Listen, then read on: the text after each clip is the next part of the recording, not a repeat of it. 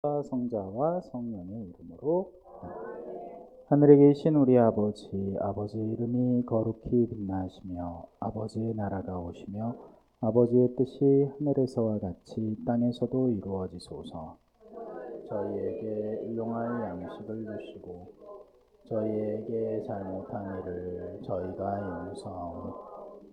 저희 죄를 용서하시고 저희를 유혹에 빠지지 않게 하시고 그에서 구하소서. 아멘. 성부와 성자와 성령의 이름으로. 아멘. 찬미 예수님, 2달간 잘 지내셨지요? 오늘 날이 덥죠? 저만 더운 걸 느끼는 게 아니죠. 나는 혹시 내가 갱년기인가 왜 이렇게 덥지 했는데 오늘 원래 날이 더운 거죠. 여기 더군다나 남쪽으로 한참 내려왔잖아, 그죠? 아, 덥다. 이제 벌써 여름입니다. 올 여름은 얼마나 더 더울까 또 걱정이 실못이 된다. 자, 지난 시간에 우리 31장 이사야서 31장을 했고요. 오늘은 32장의 순서입니다. 정의의 나라라고 시작을 합니다.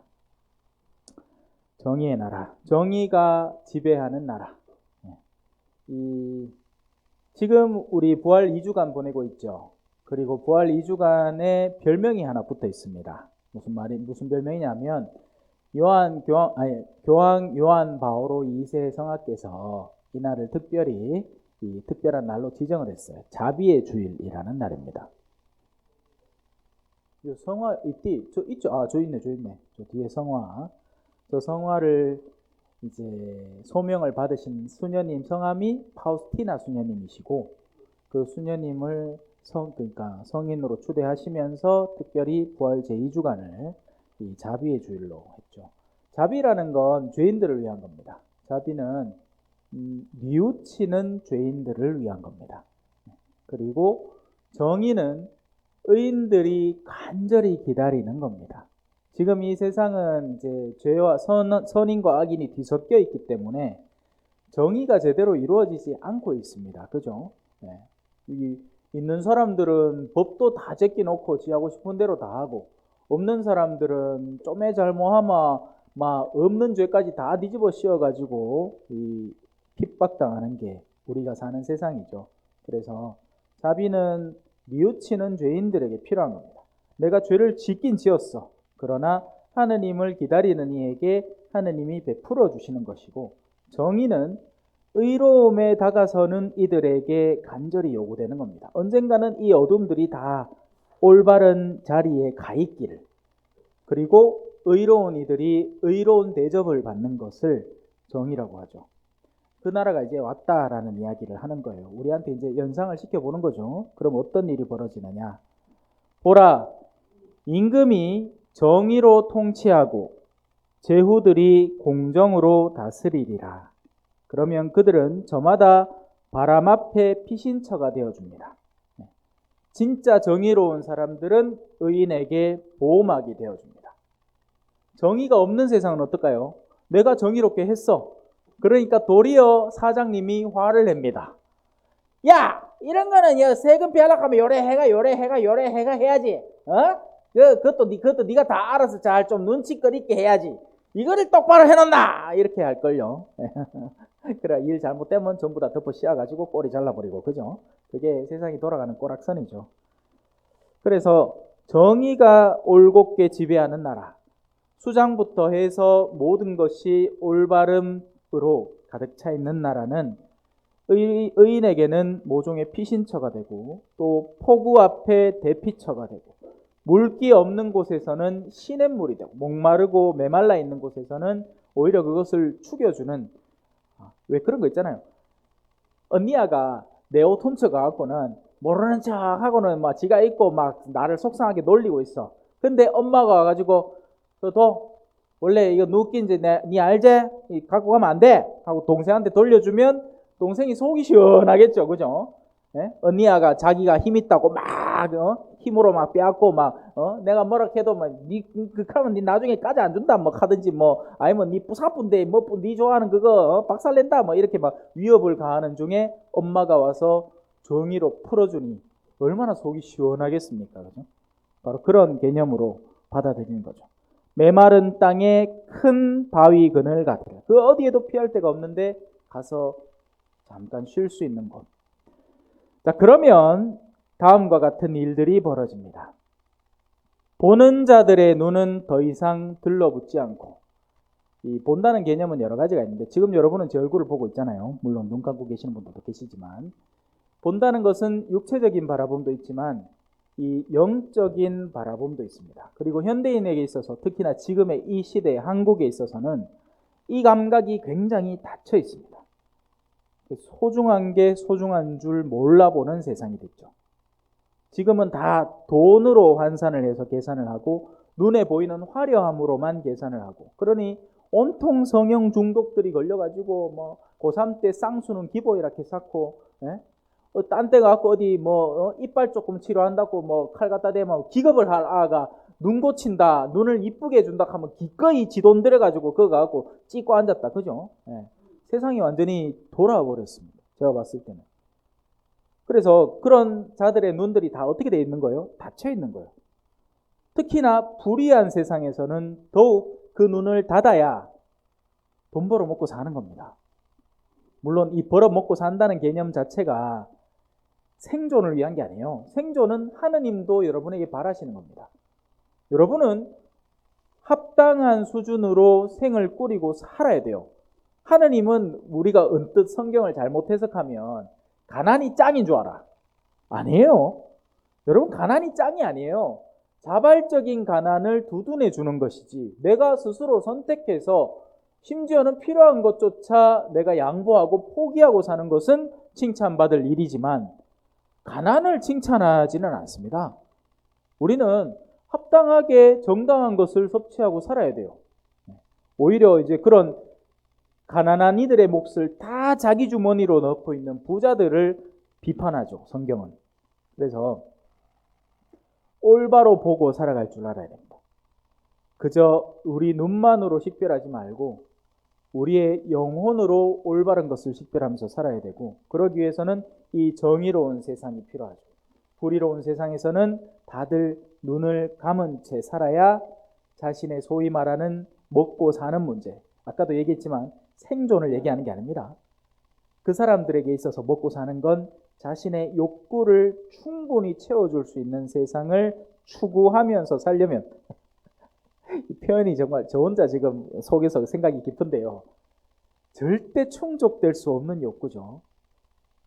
아니, 여러분들 언제 뭘 사고 난 뒤에 완벽하게 우와 나 더 이상 딴 거 아무것도 필요 없어 해본 적 있습니까? 없죠. 예를 들어서 저만 해도 제가 보자 때 처음에 샀는 차가 모닝이었어요. 처음에 샀을 때 얼마나 좋던도. 인자 내가 운전해가 내가 원하는데 내가 갈 수 있으니까 그거만큼 좋은 일은 뭐가 있어. 근데 좀 시간 지나고 나니까 뉴모닝 나오더만. 거기서 눈을 좀만 더 높이더 악센트가 있더만. 그러고는 소나타를 끌고 다니는 사람들이 비고.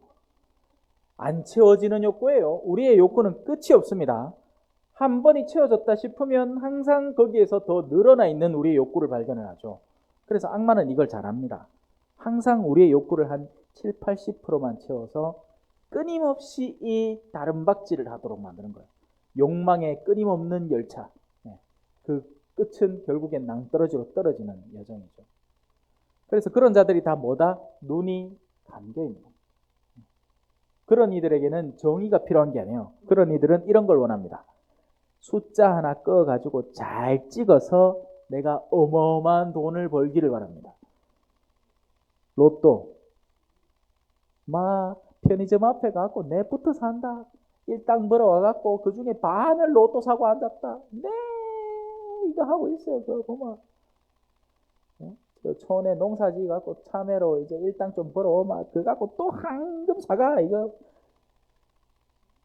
근데 그렇게 해서 일확천금을 했다고 친들 얼마나 갈 것 같아요? 돈이 갑자기 없던 돈이 많이 생기잖아요. 반드시 씀씀이가 커집니다. 더 웃긴 건 그 돈을 소진하고 났을 때 내가 그 돈을 벌 만큼의 능력을 갖추고 거기 올라갔던 게 아니기 때문에 더 빨리 피폐해집니다. 아니면 그 너무 지나치게 많은 돈 때문에 무언가를 망가뜨리거나 상하게 한다든지, 가족 관계가 망가진다든지, 아니면 내 건강을 망쳐버린다든지, 무슨 수가 나도 납니다. 왜? 그런 돈들을 통칭해서 피 묻은 돈이라고 합니다. 돈은 내가 땀 흘려서 번 건 아름다운 돈이에요. 돈 자체가 죄가 아니에요. 착각하지 마세요. 내가 정당하게 노력해서 내 정당한 몫을 버는 것은 아무 잘못도 없습니다. 하지만 나에게 부당 이득이 갑자기 주어졌을 때, 그래서 그 이득을 어떤 식으로 취하든 만약에 그게 내가 정당한 노력의 값이 아닐 때는 거진 다 피 묻은 돈이 되고요. 그 피 묻은 돈은 그 인격을 말살하는 데 쓰입니다. 뭐가 망가져도 반드시 망가지게 돼 있어요.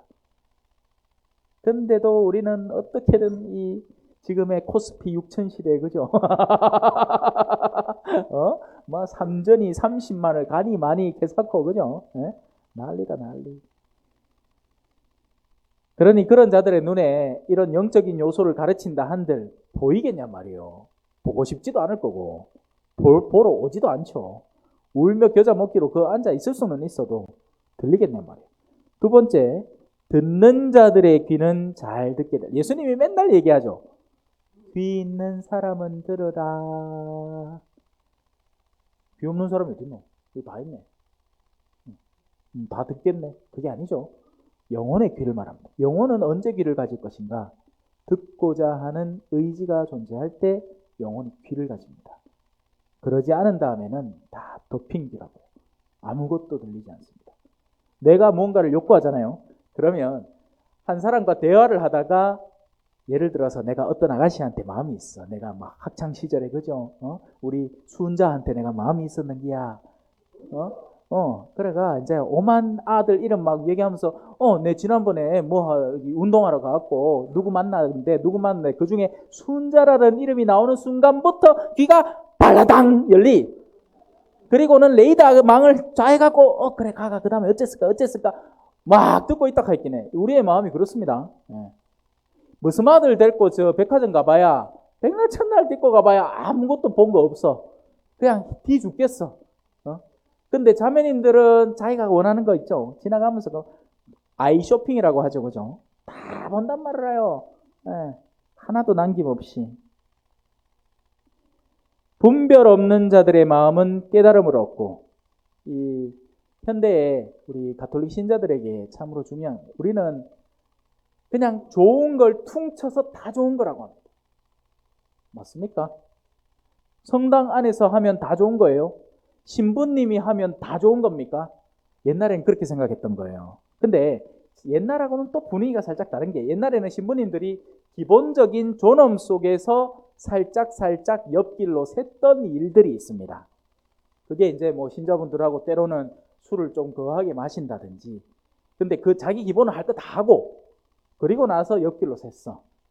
근데 요즘은 식별을 잘해야 됩니다. 아예 옆길을 보는 사람도 있으니까요. 여기까지 하고 말자. 너무 하면 위험하다.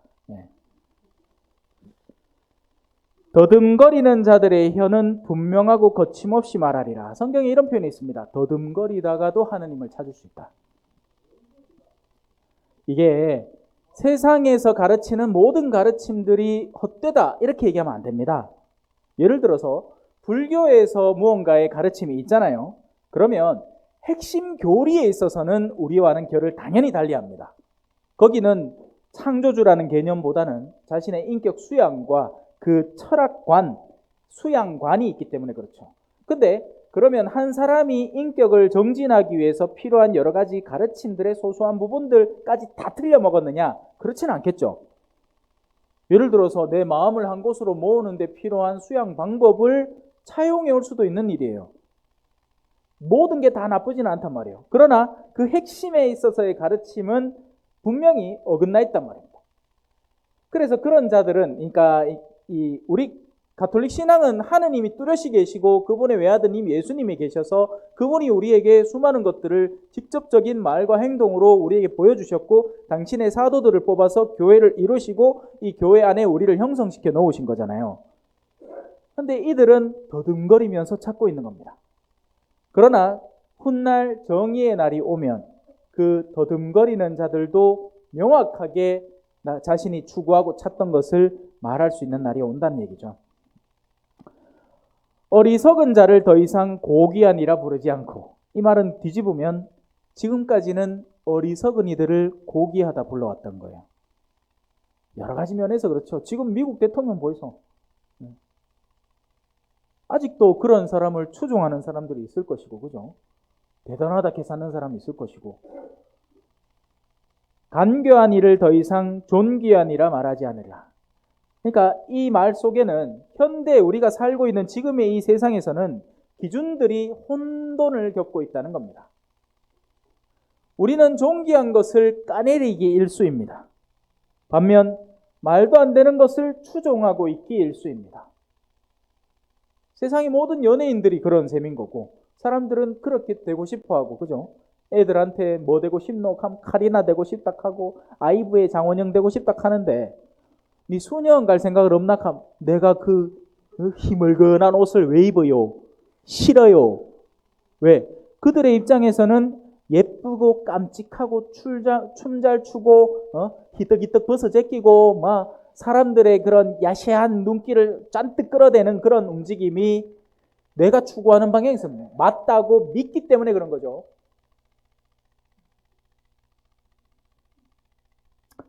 그래요. 안 됐습니다. 지금은 롤 모델이 없는 시대가 됐잖아요. 옛날에는 선생님들이 존경받던 시대였고, 지금은 지가 하는 생각이 최고인 줄 아는 세상이 됐죠. 그것도 저마다 다 각자 어디 뭐 중심 사상이라고 부를 수 있는 게 있습니까? 지금 이게 사상적 흐름 속에서도 이렇게 되어 온 겁니다. 옛날에는 당연히 신앙이 핵심에 있었어요. 그 신앙이 핵심에 있고 그 신앙을 중심에 둔 문화가 탄탄하게, 그게 이제 심지어는 건축 양식에도 나타나는 게 고딕 문화라는 게 그런 겁니다. 고딕 양식. 쫙 높다란 탑이 있고 그 핵심 가운데에서 딱 균형을 맞춰가지고 성부, 성자, 성령을 의미하는 삼위일체 세 개의 탑이 쫙 서 있고, 하느님은 저 높은 곳에 계시니까 더 높은 영역을 추구하고, 그러다가 그게 이제 바뀌어버렸죠. 르네상스 시대를 통해서. 인간이 우선이다. 우리가 느끼고 우리가 감각하는 거, 우리가 추구하는 거. 그러다가 심지어는 어디까지 갔느냐? 자유주의, 허무주의까지 나간 겁니다. 포스트 모더니즘, 근대화를 벗어난 이후의 행보들. 지금은 비릉박에다가 껌 씹다가 더 붙여도 예술이 되는 시대가 됐어요. 실제로 그렇게 화가들이 그림 그린다 해놓고는 페인트통 그냥 바닥에 훅 뿌리고는 그림이래. 이런 개념인 거예요. 그리고 그걸 다 인정해줘야 되는 거예요. 그러다 보니 어때? 지금 학교가 개판 났죠. 성모 울타리 1회 우리 밀빵 보고 계십니다. 이 빵이 참 빵 잘 만들어요. 참 진짜 고소하고 맛있어요. 근데 우리 여기 빵은 내가 먹으면 아무 탈이 없어요. 그래서 좋은 줄 알아요. 여러분들 이 빵 한번 구입해서 드셔보세요. 그러면 아주 건강한 빵.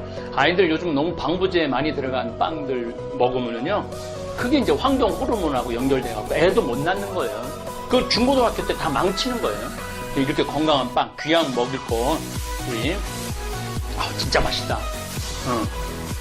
여러분들 1회 우리밀 전화번호 밑으로 나갈 겁니다. 전화하셔서 택배 주문하시면은, 그리고 이거는 받자마자 바로 드셔야 돼요. 왜냐면 한 2, 3일 지나고 나면 바로 곰팡이 나요. 냉장고에 넣으면 또 한 2, 3일은 또 되더라고요. 냉동실에.